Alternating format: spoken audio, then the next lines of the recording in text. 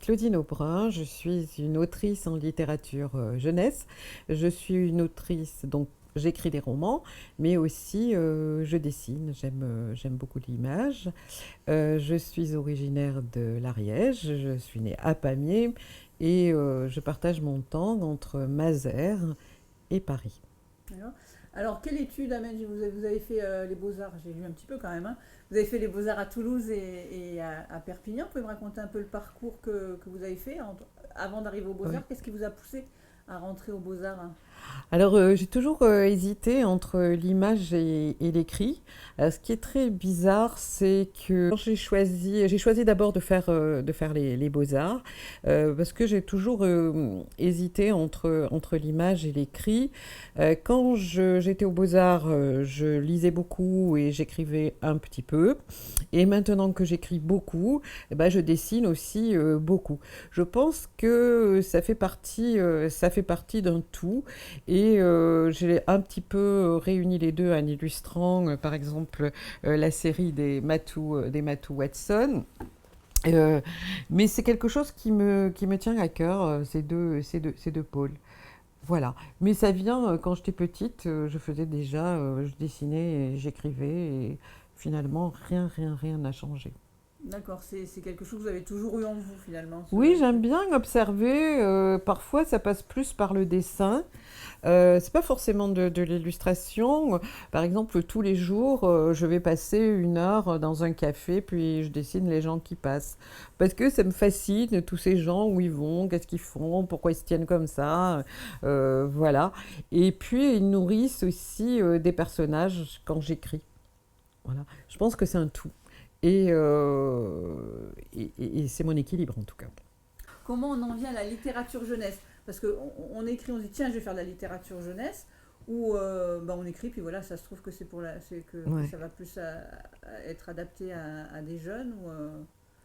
J'ai commencé quand j'ai décidé d'écrire, j'avais 40 ans, et ça a été du jour au lendemain, j'ai décidé, et le lendemain, j'ai commencé. Et évidemment, se pose la question, qu'est-ce que je vais écrire, pour qui je vais écrire, quel style, comment je vais faire. J'avais aucune idée, je ne savais pas comment on pouvait écrire vraiment un roman, comment on pouvait techniquement s'y prendre. Donc, comme je lisais beaucoup de romans policiers, j'ai décidé d'écrire un roman policier pour adultes, ce que j'ai fait dans la série Le Poulpe, qui était très populaire dans les années 90. Et j'ai eu ce qu'on appelle la Bible, le document qui présente la série. Et ça m'a donné des pistes, techniquement. Et j'ai écrit donc un poulpe qui a été publié par en premier. Ensuite, j'ai rencontré une éditrice qui m'a dit, mais pourquoi tu t'intéresses pas à la littérature jeunesse? Et je me suis dit, bah oui, en fait, moi j'aime beaucoup les albums, mais aussi les romans que j'avais lus quand mes filles étaient petites. Et donc, je me suis dit, bah, je vais essayer d'écrire un roman en littérature jeunesse. D'ailleurs, le premier s'est passé à Mazères, le premier que j'ai écrit. C'est le premier livre qui a été publié chez Magnard. Il s'appelait Léa et le rôdeur. C'est un livre qui est épuisé.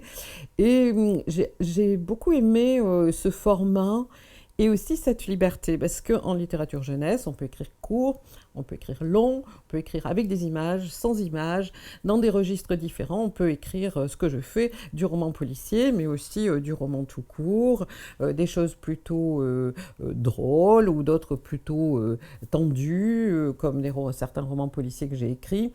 Donc j'aime bien cette fantaisie.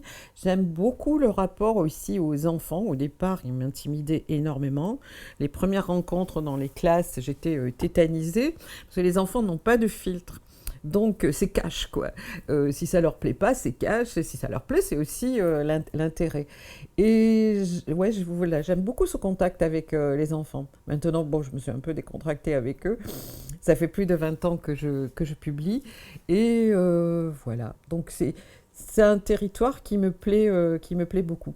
Après, il y a des livres, je pense qu'ils sont ni adultes ni jeunesse, vraiment. Ils sont à la limite, quoi, dans la tranche haute, dans les livres ados, par exemple. Alors, les inspirations, là, je vois, c'est le Matou Watson, c'est un chat. Euh, Comment elles viennent, les idées, quand vous commencez à écrire, vous dites, bah tiens, j'ai une idée, vous avez l'histoire dans votre tête, etc. ou est-ce que bah, vous prenez un peu et ça vient au fur et à mesure? Est-ce qu'il y a un plan bien défini?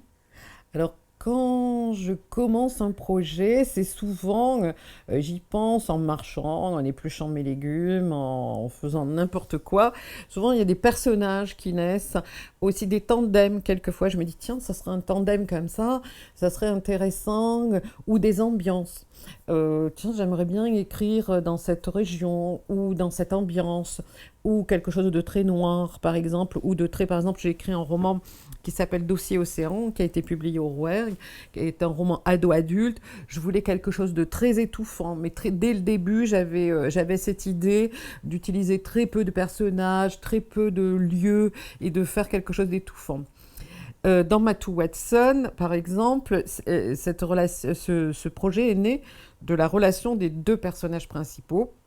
Donc, je voulais un personnage très commun. Le garçon, le narrateur, je voulais que ce soit pas un super-héros, c'est quelqu'un qui n'a pas trop confiance en lui, il s'appelle Paul Durand, donc Durand, voilà, Durand c'était un nom commun. Souvent aussi, les personnages sont très vite nommés et le nom a une grande importance. Et donc, je lui ai mis un chat qui est super puissant, super intelligent, super arrogant, qui est l'opposé. Évidemment, c'est quand même plus drôle. Et de ce tandem de ces deux personnages opposés, j'ai d'abord fait un essai. Voir si c'était vraiment drôle et on peut pousser le curseur très loin avec un chat, un animal parce que bah voilà c'est une fantaisie, on a la tradition des fables de La Fontaine par exemple et on sait très bien que on peut aller loin avec un animal et moins avec un enfant. Donc j'ai fait un essai d'une vingtaine de pages que j'ai soumis à Syros, mon éditeur, avec l'éditeur avec qui je travaille très souvent. Et elles sont marrées, elles ont trouvé ça super drôle, qu'il y avait un potentiel. Et c'est comme ça qu'est née la série. Ensuite, j'ai créé les autres personnages. Là, ce sont des romans, comment dire, plutôt dans une veine comique. Donc, il y a le père qui invente des choses complètement foireuses, style le sac à dos pour les pigeons, enfin des choses débiles, quoi. Donc, je cherche sur Internet invention débile. Et donc, ce personnage, bah, il va inventer des tonnes de trucs idiotes. Voilà. Et chaque personnage, comme ça, vient un peu en réaction avec l'autre. Un personnage, il doit servir à quelque chose. Dans le cas de Matthew Watson, faire rire, c'est une mécanique très précise. Hein. Il faut être vraiment très concis, très rapide. Et j'aime bien, c'est un exercice que j'aime bien. C'est les personnages qui portent la comédie. Et après, bah, je crée des situations où ils vont être voilà, dans difficulté, évidemment, où ils vont se révéler, leur caractère va se révéler.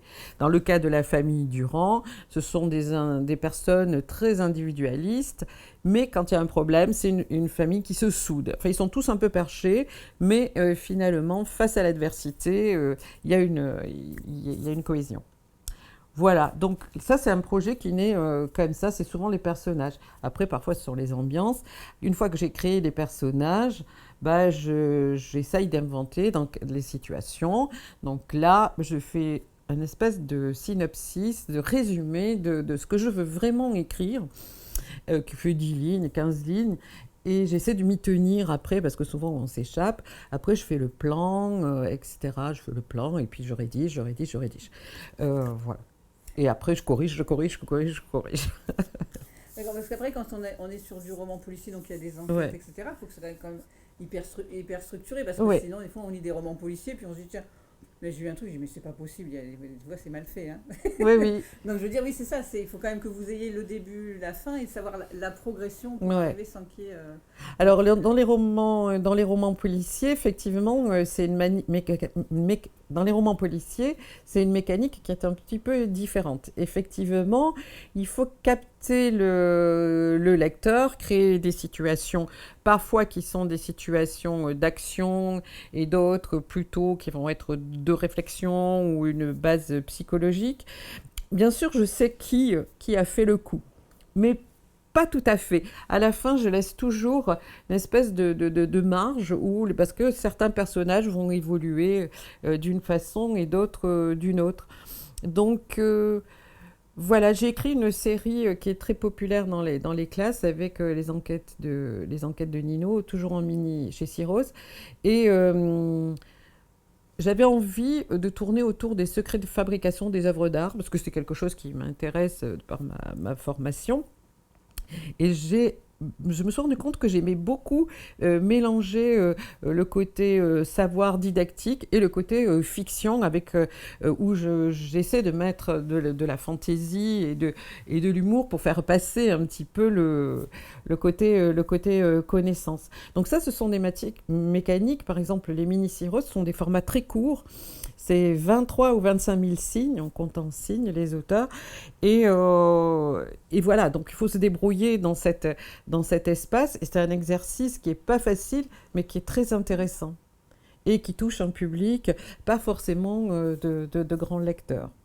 Et vos romans, bon, c'est littérature jeunesse, mais ça commence, enfin, donc faut déjà, c'est à partir de 6 ans, j'imagine, il faut déjà savoir lire. Oui. C'est peut-être un peu plus grand ce que vous écrivez pour... J'ai aussi écrit quelques albums parce que j'aime bien le rapport texte-image.